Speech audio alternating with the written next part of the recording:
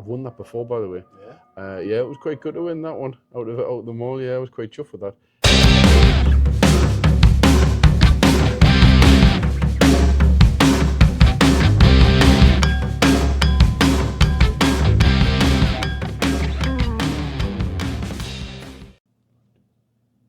Morning, Scott.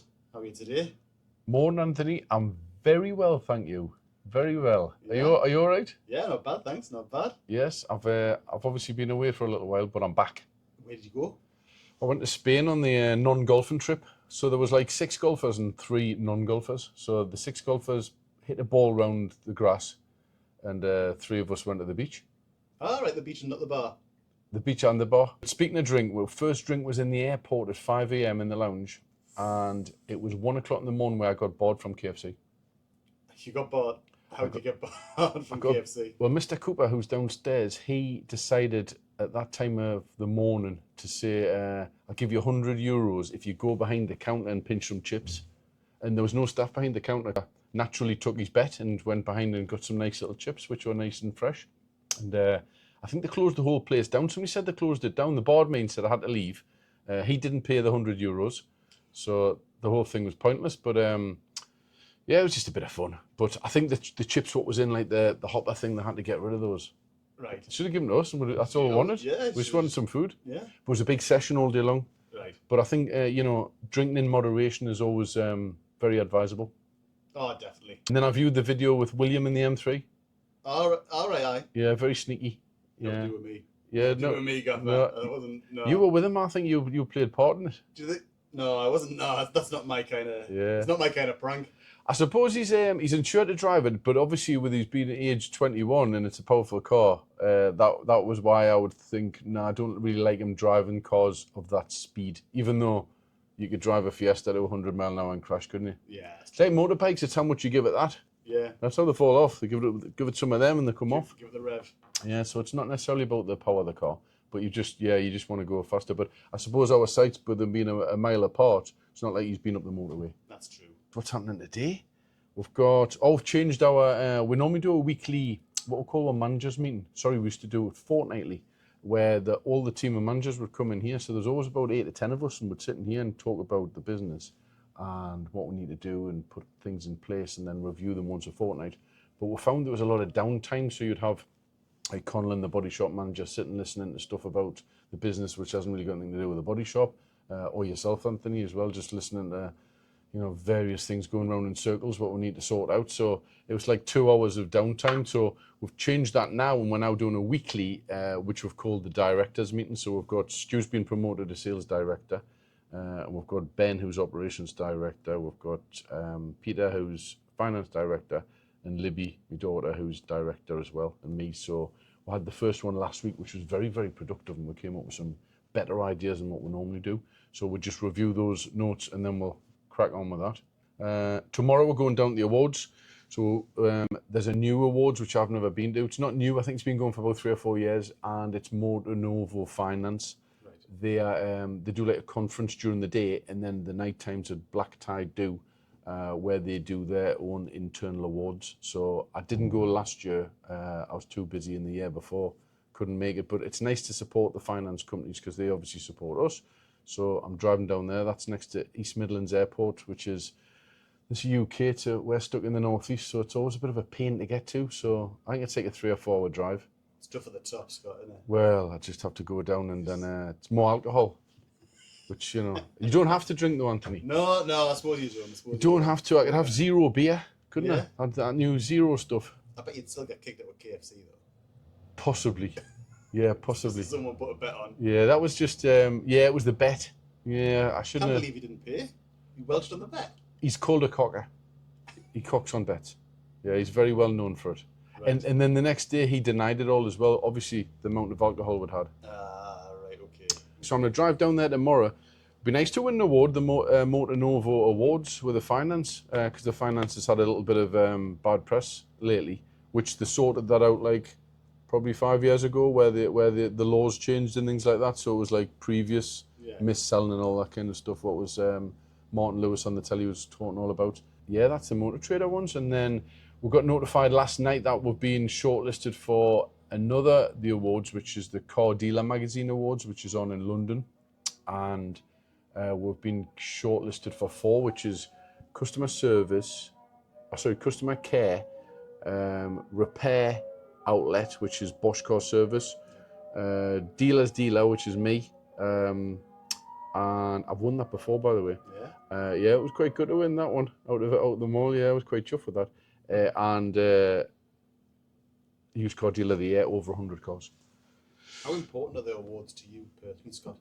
That's a good question. I like the awards. To be honest, I like going because it's a good networking event. You get to see people from up and down the country. You chat to people who you get to know, and I know quite a few people over the years now. I didn't originally because I was new in the motor trade, but made a lot of friends over the years and talk about the industry and things like that. So they're really good. If you can win, it's great to win because then you can promote something. Us independent dealers, we tend to really promote the hell out of it if we're winning an award and really shout it from the rooftops. Whereas you might get a franchise dealer who, I don't know, like Seat or Hyundai, they win the award and it just goes in the draw. To win the award's good. We market it. It's a bit like a restaurant. If you've got a restaurant and the multi-award winning restaurant and then next door hasn't, Yes. where are you going to go? You're going there, aren't you? Absolutely. So that's the way I looked at it. So it's and it's good for the team. I think everybody, all the team members, they like it. I put it in the WhatsApp group last night for all the managers, and everybody seemed to be buzzing about it. The fact that we've been shortlisted for 4. They're very hard to win. It's not an easy win. And we're going to the one previous to that, which is at the Grosvenor, which is the Motor Industry Awards. Really hard to win there. That's the one where William won last year's Rising Star. And we've seen who we're up against. And I'm feeling positive, but I'm not. But I'm not. But either way, me and Peter's going down. So we're going down. We're guests on Motor Novo's table, which is good. So they pay for it all. It's nice to win, but if you don't win, it's not the end of the world because it's always enjoyable. Ah, lovely. So it's good. So that's the plan. Meeting the directors at 11:30, and we'll go over last week's meeting notes and get everything sorted. Cars coming in and out every day. We're selling lots of cars. We're buying lots of cars, and all departments are really busy. Yeah, so it's always just like the stress of the motor trade.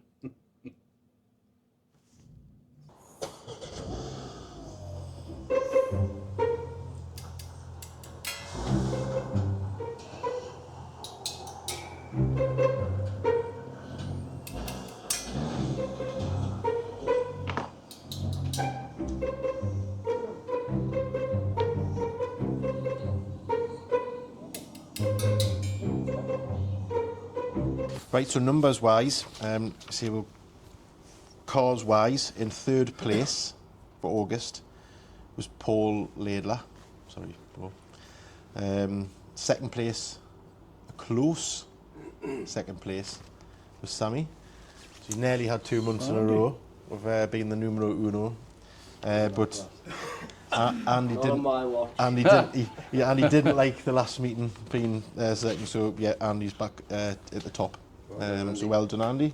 I was off for 2 weeks. I was just going to say, were you on holiday for half the month? 2 weeks I was off. So you had a burster when you come back, didn't you? Typically Andy off when it went a bit quiet, and then it picked up when he came back. Right, for your bits and bobs, your warranties and stuff. So warranty in 3rd place was Sam. 2nd place was Paul Laidler. Oh, Paul. And 1st place was Andy. No So well done, Andy.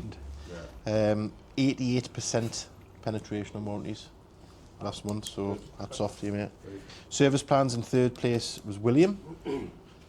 Sure. Yeah. 2nd place was Kevin. And 1st place was Andy. Should we just hold the round of applause till the end and just do a big one first? The Williams Strammer Coat, 3rd place Kevin, 2nd place Mr. Suter, and 1st place Andy. Your breakdown cover, 3rd place Kevin, 2nd place Andy, 1st place Paul Laidler. You do get a prize for that. Aye, well done, Paul. Just Part X's as well. I know it's a tricky one with Part X's because your customer inquiry you get might not have a part exchange, but it's still good to monitor who's bringing what in with the cars that have sold. And 3rd place was Paul Laidler, 2nd place Andy, 1st place Samuel. He brought 11 Part X's in last week. And were most of them retail? Probably more. I think the majority of them yours were retail, which is great for the business as well. So So yeah, so that's I mean, like you say, it was a tricky month in August, but we still delivered a good sizable amount. But again, Andy's top of the tree, so if we give him a round of applause, please. Well done, Andy. Happy anniversary to Benjamin here. He is celebrating 10 years at Redgate Lodge, which is a big milestone, something I'm very proud of. And to have Ben on the team here for 10 years is absolutely fantastic. He is our second member of staff to be with the company for 10 years. Rob Lee, the legend, was the first, so I think it's on number 11 years now. Just coming to 11, yeah. It's coming on number 11 We've got a couple years. coming up the one. We've got Sam coming. Sam's coming Josh. up. Josh. And Don't know who would be after that. I think it's Neil. Yeah, Neil, and then probably Stu as well. Neil, probably Stu, yeah, coming up to 10 years, which is a big celebration for us, because we're all about staff retention and looking after the right people. We don't have any bad apples, and all of our team are Good really, team, good really people. nice people. Yeah, that's the key to the business, isn't it? I think. Yeah, and I would like to, and I will thank you as well for your loyalty, your friendship, your reliability. The days when you get stressed because it's the motor trade and your head's in your hands thing, and every day is a mission. And you've had plenty of them over the years. There's been a few of them, like. He used to have dark hair when he started, and the motor trades turned him grey. Yeah. Yeah, so that's it. But that's what happens in 10 years. That's what 10 years does to you in the motor trade. It's just the grace. What about your highlights? Any highlights? Just in the hair.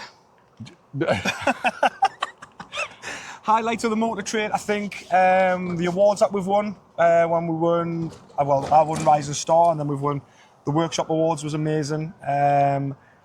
Seeing the business grow from having one site into having three, just every day. I've just enjoyed every minute of it. Been a bit of a petrol head with my new company car over there behind you, Anthony. Just turn around. That's part of my 10-year anniversary prize. Which is the 2 Series BMW on the left-hand side there.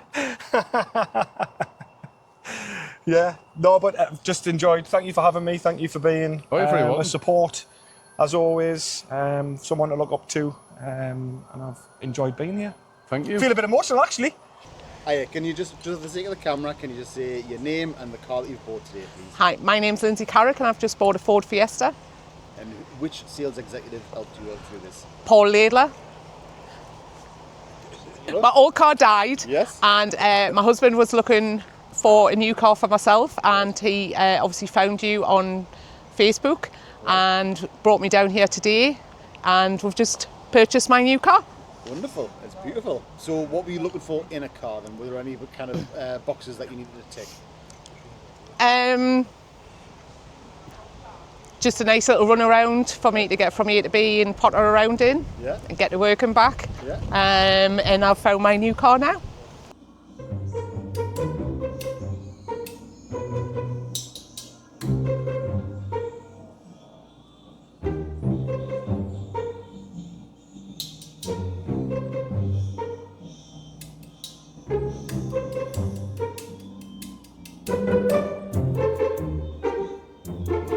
New YouTube channel. Has anybody mentioned it? I know you've said a couple of people have mentioned it, where you've sold cars to people and they've came in. Mr. Simon Laws. Mr. Simon Laws, and he watches the channel. And he watches the channel alongside of, like, obviously all the other big car people. Right. And he said, oh, well, I've been watching your stuff and I've known about you for years, and I watched the videos and I've made us come in and actually view the car. He sent his wife in first, and then he came in. Right. Part X, and then took away. Good. Have you had any feedback? Two detectives that Andrew works with, both subscribe and watch it. Oh, do they really? As soon as it goes Oh, on. that's good. There was I was just telling Martin and Lee before on the Auto Trader one what we did about that we didn't get the accolade. Somebody commented today and he put on he was interested in buying a couple of cars from here, but a couple of his friends had said that they didn't have a good experience. But the way we came across, the three of us, and how we explained everything, he says it kind of like changed his whole mindset on the whole thing, where when he's due for his next car, he's now going to come and have a look because he's got to make your own mind up. Let's take this off. Oh, yes. Yes. We'll have a Redgate Lodge. It's like a running joke. What we said, after 10 years service, you get a Rolex. Now, what Ben didn't know is I've been to 3 Rolex stores. When I was in America, I went to the one in Miami. I've been to one somewhere else. I went to one in LA. I've been to one in London. I've been to Newcastle. Because I know Ben's 10-year anniversary is coming up, and I went into all the Rolex shops and I said, I would like to buy a Submariner. I'm ready to buy it, and they all says, you can't. And after doing some research, Rolex have got stores all over the world. They pay rent, rates, they've got staff and overheads, and they've got no watches for sale what you can actually buy. Put this one back on then, eh? What a business model that is, isn't it? How I'll put this one frustrating. back on. So you may as well keep that one.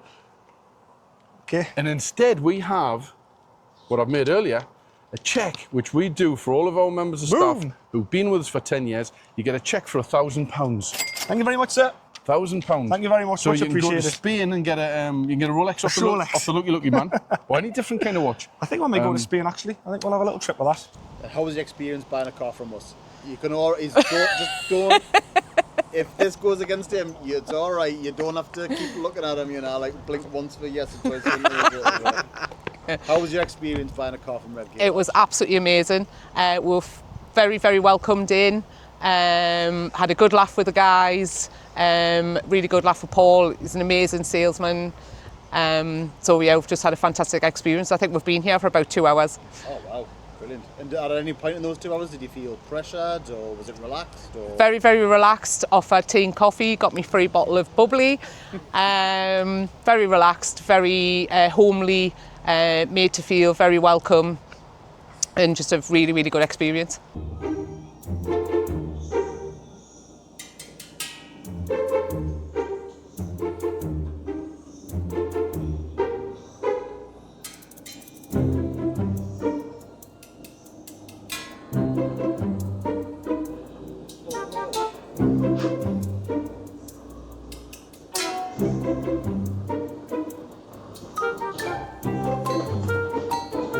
All the photographs that were had a look online were exactly what was what we've seen. Took the car for a test drive and it was really, really good.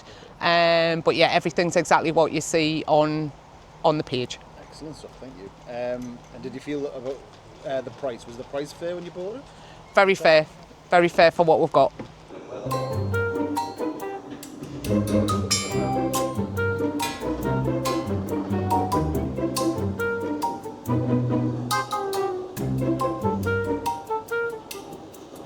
Part exchanges without seeing them, we're getting burnt, or there's problems with part exchanges. And when I've spoke to the buyers who check them all coming in and so on, the pattern is, it's two things. It's the cars what come in here on a Saturday because we can't drive them down the road for them to check.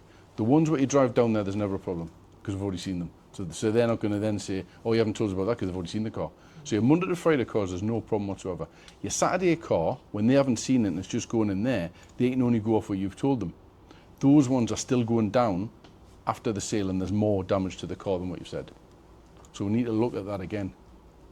Because it's not, because what we're doing here... Maybe we need to do a tag team or something. Well, we do like the second phase thing. That's the only way you can do it. Just a tag team. Two people, yeah. Well, there's that one, and the other one's a distance one. So if somebody's part exchanging a car and you're on the phone, you're saying, oh yeah, you've got a BMW, right, we'll value it. So you're expecting that car to come in here off the customer saying, yeah, it's great. And when it turns up, it needs wheels done, it's got a scuff on the side, it's got like damage on it. So then what's happening is you've caused yourself a problem because you're leaving yourself open to an argument, because somebody might have driven up from London or whatever with their scratched BMW, what you think you valued it like, all of a sudden the deal's the grand the wrong way. So what you need to do is, it's like us, if we're buying a car with the buyers, driving to London or Manchester for a car, we wouldn't set off until we've seen the car. We need photographs of the car, detailed photographs, a walk around video we get from the customer. So we need to look at that next week, and possibly I'll speak to the two Stevens to put in like a bit of a system for you or some advice on, as if you're buying that car in, what you need from the customer. Because what you need photographs of all the wheels, you want any damage, you want the clocks. If they can do a walk around video, they do the walk around video. And that means when that car comes into you, you're not going to get any frights. And also protects you guys, because then if the car isn't right, we can then say to you, well, what's the crack with that? And you say, well, look, no, there's the picture there, there's that one, and that one. That scratches since they took the photograph, type of thing. Mm-hmm. But it means that there's no horror stories and then there's no arguments. But if the car comes in wrong, it's £1,000 away, you could potentially have to rewind the whole deal. Then the customer's going away grumpy. Usually, when we're buying the cars, motorway, car wow, private cars, and with the greatest respect to the general public, they're not the professionals like we are, where we have to put our cars on the forecourt and present the car like that. They look at their car and they say, oh no, it's great. And then when you say, well, there's loads of stone chips on the bonnet, they'll say, well, I bought it from Evans Halshaw and it was like that when I bought it. But that's not our standard. So the bonnet needs painting.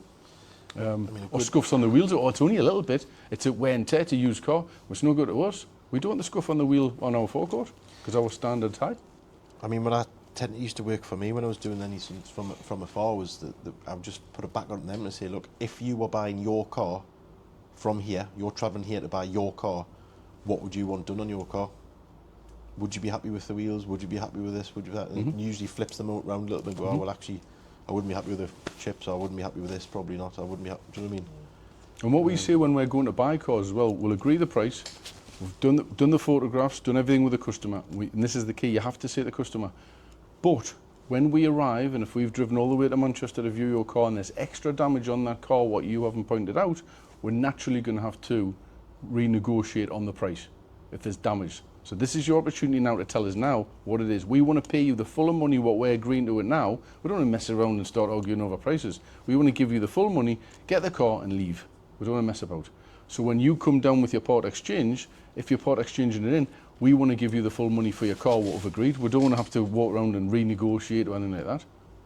So we just need to put a plan in place for that, I think. Yeah. That's what I'm with the S4 last weekend. Came in and it's, he said it was mint, 4 wheels to do. And I mentioned the chip on the windscreen as an advisory. So just that chip and 700 quid on the Saturday. Yeah. It's like, Saturday that, I'll just drive on. But the thing is as well, if you tell them that in advance, put it on an email so you cover yourselves.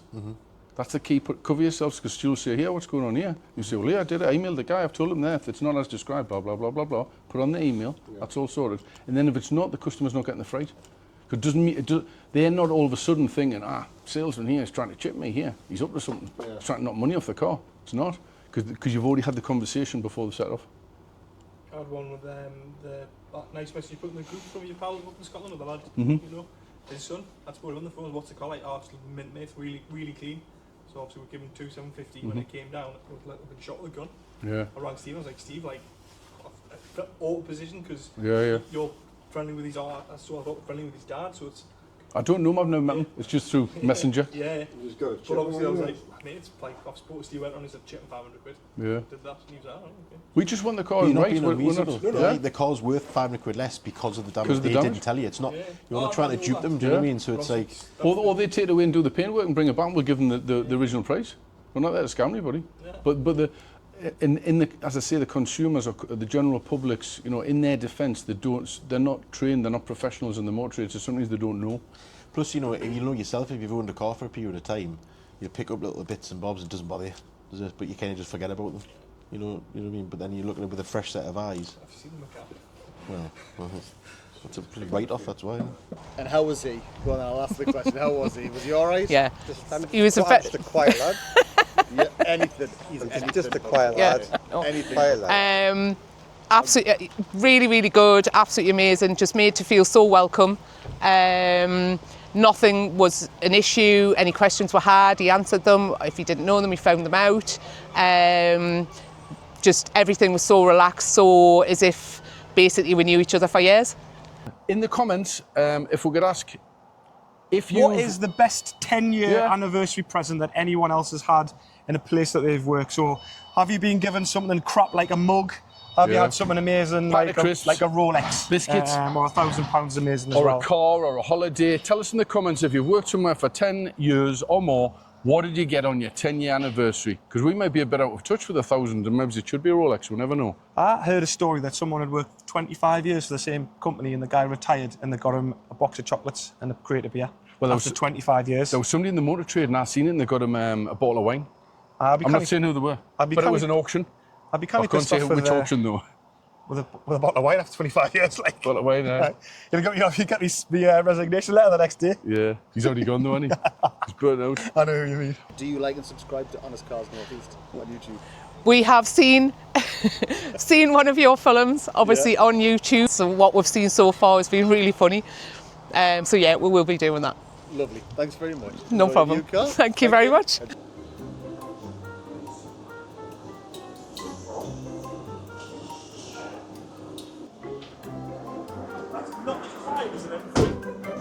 Can't park there, mate.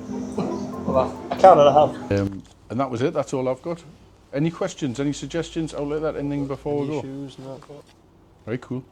Smashing. Thank you very much. All good. Great. Happy Thank days. you. Happy Thanks, days. chaps. Thanks for watching this episode of Honest Cars Northeast. Don't forget to like and subscribe.